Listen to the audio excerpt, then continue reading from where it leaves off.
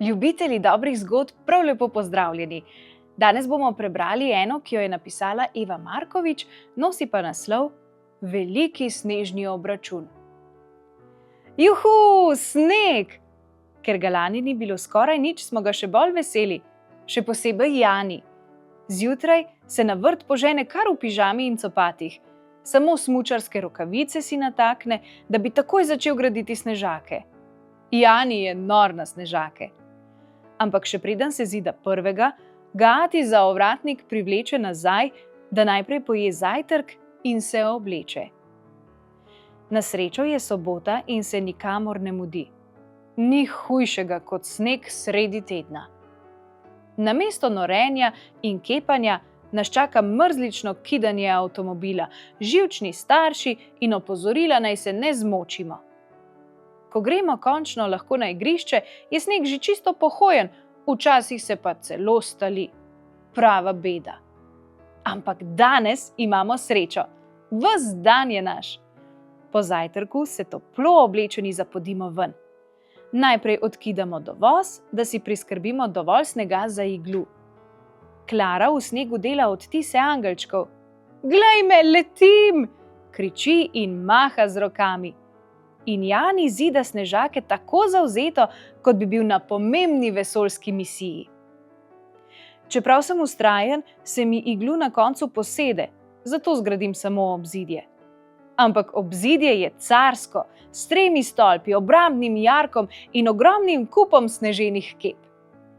Ravno ko pregledujem svojo zalogo, mi v trebuh prileti kepa. Klara, ki ne ve, kaj skrivam v svoji trdnjavi. Vname se srdita bitka, ki se ji pridružita tudi ati in Jani.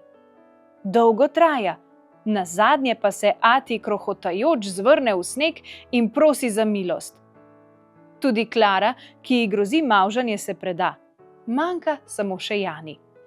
Sredi bojnega meteža sem ga videl, kako se skriva za snežaki. Ampak zdaj ga ni nikjer. Jani, zatulim, kje si? Pokaži se, bitke je konec. Priznati morate popoln poraz proti slavnemu snežnemu borcu Mateju in njegovi nepremagljivi trdnjavi. Vendar se Jani ne oglasi. Ni ga ne na vrtu, ne v kleti, ne v sosedovi lopi. Tudi v hišo se ni skril. Oziram se okrog. Potacan sneg, raztreščene snežne kepe, obtolčena trdnjava in kakšnih ducat snežakov. Jani je bil res delaven. Največji snežak je pravi orjak, na glavi ima vitino kahlico, v rokah pa straniščno ščetko. Sploh ne vem, kdaj je to privlekel iz hiše. Drugi snežaki so manjši, vendar čisto v Janijevem slogu. Eden ima na glavi cvetlični lonček, v roki pa zalivalko. Zraven stoji snežak s plavalnimi očali in plavutkami. Eden ima v rokah celo atijevo udarno kladivo. Ampak Janija ni nikjer. Skril se je, ker noče priznati poraza, sem prepričan. Kako strahopetno. Atija poskrbi, da je nikam pobrisal. Ko je bil Jani mlajši, se je namreč enkrat že zgodilo, da je šel na sprehod, ne da bi komu povedal. Jani ima včasih res slabe ideje. Ko natančno preiščemo še sosednje vrtove, začne skrbeti tudi mene, da se mu ni res kaj zgodilo. Klara preiskuje sosedovo pasjo uto, jaz tipam po grmovju, ati ga mrzlično kliče. Hej, Jani, pokaži se, ni več smešno. Ravno ko odpiram pokrov kompostnika, se začne Klara smejati. Kaj je spet? Jo razdraženo vprašam.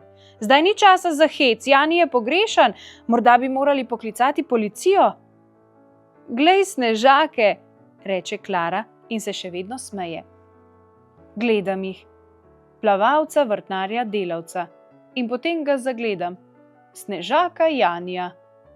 Čisto pri miru stoji in je tako prekrit s snegom, da je videti kot pravi sneženi mož. Oziroma sneženi Jani. Na glavi ima slamnik, v rokah pa grablje. Navdušeno se reži, ker se nam je tako dobro skril. Zmanjkalo mi je kep in ker nisem hotel, da me premagate, sem se zakrinkal, ponosno pove in stresa s sebe plast snega. Ha, nihče ne premaga snežnega Janija! Tako sem vesel, da ga sploh ne okepam. Še tega, da je izgubil bitko, mu ne omenjam. Prijateljsko ga vržem v sneg in ga čisto malo umavžam. Sneg je res carski, ampak najboljše je to, da ga lahko deliš z družino. Pa čeprav se bomo morali naslednje dni znajti brez straniščne ščetke.